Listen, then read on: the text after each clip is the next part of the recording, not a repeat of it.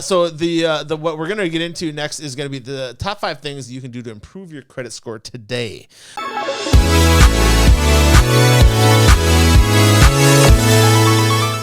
There's a number of suggestions I've gathered over the years. I'm sure Bill has even more than that. We have a plethora, and we're going to do a little tag team, if you don't mind. Let's do it. Yeah. All right. Ready. So what would be your first one, Bill? What would be the biggest thing that you would give somebody a suggestion to improve their credit score? Make a list of all your credit cards. Use a application like mint.com, for example, and find out what your limits are by getting a free copy of your credit report and pay down those balances to below 30% of your available credit limits. That's my number one. There you go. Number one. Mine is going to be don't eliminate your credit. So people think, oh, I'm going to pay off my credit card or whatever. And close it. Yeah, don't close it. Keep it open. Yes, keep it open as long as they'll let you. And if sometimes credit cards, you do need to use them once a year or something. Otherwise, like that. they go stale. Yeah, otherwise they go stale. And the whole thing with credit scores is they do it based on your available credit. So if they see that you have $15,000 available on your Cabela's card, and on this Visa card you have another 10, you have another 25, all that adds up into a great big ball of available credit. Yep. And they want to see that you have a big ball. Yep. If all you have is a little tiny ball, that looks like you look like a college You should kid have at that least just got three. done. You should have at least 3 credit cards. Yep. And even just set them up. So like I'll put a subscription on one of my cards that I use for travel expenses, and I just set it up to be paid in full every month. And it's only like, let's say there's only like $30 to $50 being put on it, but it's just automatically getting paid every month. Yep. That contributes to my FICO calculation. Yeah. And I think it's just important to make sure that you keep maintaining that size of your credit. Because lots of times when we close accounts, we pay off things. We feel good about that.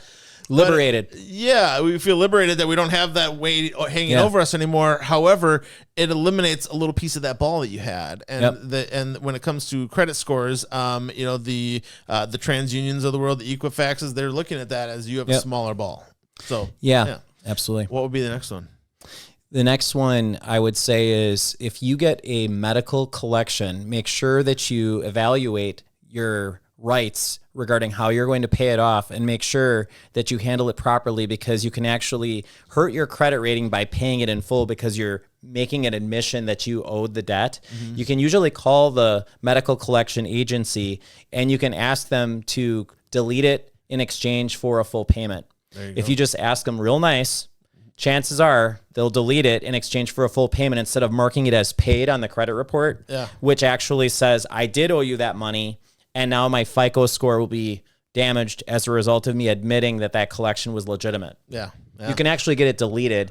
That's a really big thing that we'll do. There's a few collection agencies in Wisconsin that we can get collections wiped off a credit report in 2 weeks, bump people's credit up, and then we make clients for life doing that. Yeah, and the reality of it is these credit collection agencies, they want to work with you.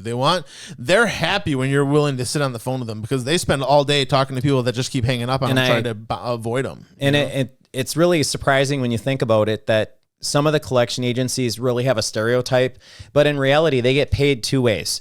They either bought a bulk sum of bad debt and they're trying to collect on that bad debt that they bought from someone else for pennies on the dollar, or they're on a contract with a medical company and they're getting paid regardless of whether someone pays that collection off. So they're just trying to collect on it the best they can. Or they get a bonus if they get a collect or whatever. Yeah. Yep. So that is a good one. The next one that I'm going to give is, I would say, always make your payments on time. One late payment can dramatically affect your credit score, and making sure you make those payments on time or ahead of time are always a good thing. Setting up automatic payments is a great idea, because that means you're not going to accidentally miss it because you're on vacation or whatever, but one negative mark like that can dramatically affect your credit score for anywhere from a year to 2 years in some cases. You could have one negative spot 3 years ago or whatever, and it finally just falls off and doesn't affect it anymore. But I work with a lot of people who once they think about establishing like triggers or alarm or put it on your calendar, just go into the websites and set up a recurring minimum monthly payment to come out, so that if you don't make the payment, at least it takes the minimum payment. Yep. Because then that way you're in a better spot. Yeah, for sure. Got another one? Yeah. The other one would be for those of you out there that don't feel like you have established credit. The other one would be to get added as an authorized user on either your spouse's or your parents' credit card that they only use occasionally. Not one that's going to be maxed out, because we went back to that first example I gave. Yeah. But let's say I'm coming to you and you're going to help me get some financing, and you pull my credit and I don't show a FICO score. Yeah. And it's because usually what happens for those of you out there who have kids that are just starting in college, you either get your kids a secure credit card where you put some money up to get a credit card that gives them a pulse on the credit report, or you add them as an authorized user. And like with your sons, all you have to do is have them, is you call and you basically say you want to add them as an authorized user, and then that card and the history of that card will appear in their FICO score calculation. Yeah, yeah. That's a good one, and that way it branches them into that without them having to bear the full brunt of having that weight on their shoulders. Yeah, trying to start climbing the mountain all on your own. Mm-hmm. Yeah, for sure. So would a gas credit card count for that purpose? If you have a gas credit card, like you have a quick trip card, yes, it does. BP, okay. You can still use that credit card anywhere. It's a regular credit card. Bank 59 does offer secured credit cards, and for those of you out there who are in situations where you can't get a credit card, if you come in with $300, we have a credit builder program. Okay. So we'll go ahead and we'll put people in a credit card that will report to the credit bureau, and that will use their money as the skin in the game for the credit card. That's what the $300 is. Yeah. Oh, sure. Yeah. And that way you Bank 59 doesn't take a lot of risk then. Right. And that works out, because then they get the benefit of having that credit being reported. Yep. To the credit agency. Yeah.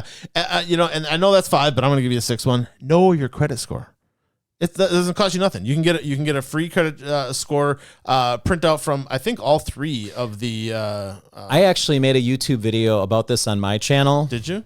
Subscribe. What's your channel? Bill the Banker. I will. I'll have Tammy add it to the comments. Description. Yeah. I have a YouTube video that I made that was 3 to 4 minutes long that talks about the disparity among credit scores between Credit Karma and the other credit reporting agencies. Yeah. But basically, there's so much out there that, first of all, if you go to annualcreditreport.com, you don't even get a credit score for free. And if you do pay for it, it's usually 30 to 50 points off of the ones that the mortgage companies use. Yeah. That's just one example that I'll give you. But if you watch the video that we'll add the link for later, just like and subscribe. There you go. When Bill briefly mentioned Credit Karma is one way that you can go in there, and it gives you a roundabout score, but it doesn't give you a very accurate score. Correct. It's in the ballpark. Okay, and it's better than nothing, and it is free, and you can check it regularly. They do have your credit card balances and things on there, and stuff. It is a great financial tool.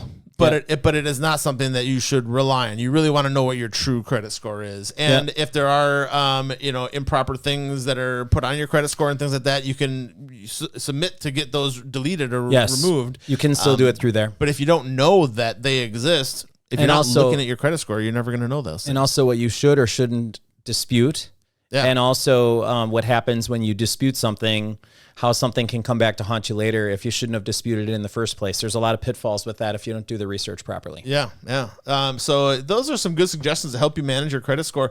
Getting that credit score up as high as you can is always going to benefit you financially, whether it be looking for a loan, a credit card, whatever it may be, even insurance, which is we're going to have Dan in from Colonial Insurance. We're going to talk to him a little bit about that. But car insurance these days is based on your credit score. It sure is. Which is kind of crazy, but it is I forget who it was. It's a measure of risk, Sure is. Well, there's a lot of ingredients to that recipe that kind of cross over into a lot of areas as to how insurance performs, how loans perform, etc. Yeah.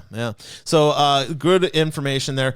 Hey, thanks for tuning in today, you guys. If you like this video, please give us a thumbs up. If you want to know when we put out the next one, give me a bell notification. It's a little bell on the bottom right-hand side. And subscribe. You want to know when I'm coming out with new stuff or whatever. You want to be able to check us out and be alerted to new video content coming your way. Subscribe button's really the way to go. Thanks again for tuning in, you guys. Remember, the better you take care of your house, better it's going to take care of you. Have a good one.